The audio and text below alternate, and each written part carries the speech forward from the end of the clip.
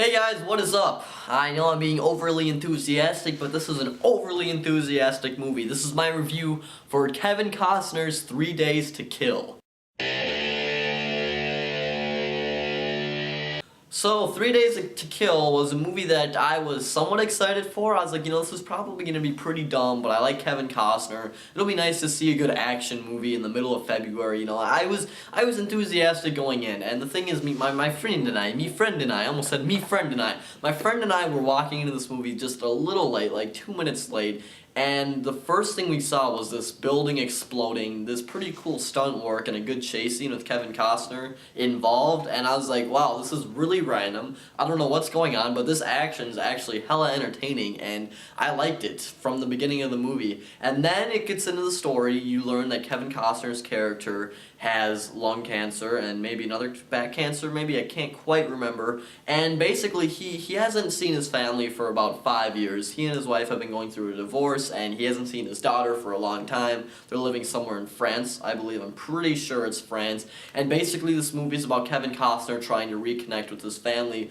while the FBI is always constantly coming over to him and saying, hey, we want you for another job. And that's Amber Heard's character. She plays this sort of badass FBI chick who's always trying to get Kevin Costner back in the game. Now, this movie, I gotta say, it was pretty entertaining, but the story was kind of a train wreck. So, the thing going on with Kevin Costner and his family, I liked that. It was a little cheesy, it was a little sappy, I'll say that. But I felt involved with it. I actually liked that part of it. Hailee Steinfeld as his daughter was really good, and Kevin Costner himself in this movie was really good too. And there are a lot of funny jokes thrown around the movie when he's just talking to terrorists and stuff. We'll get into that in just a moment. But the thing that's messed up with the story in this movie is what the FBI wants him to do. The whole time, he's trying to track down this one main villain, this one big bad guy, but you never really know what he does at all, and you never really know how he connects the pieces to end up finding him in the end of the movie. Like, you constantly see these parts where Amber Heard takes him into a car,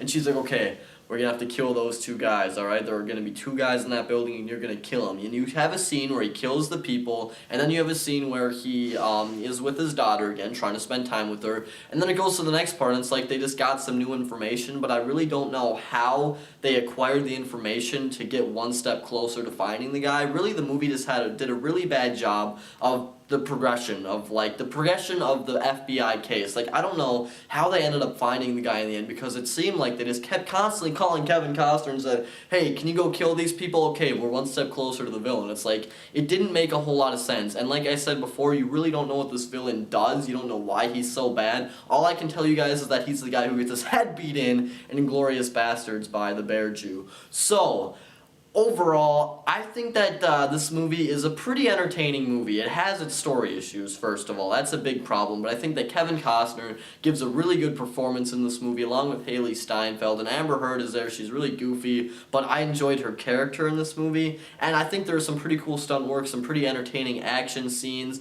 And it's funny, too. There are a lot of great jokes going around in this movie. Like, there's a scene where Kevin Costner takes an Italian terrorist hostage. You don't really know why he's a bad guy. He just is, because the movie says he is.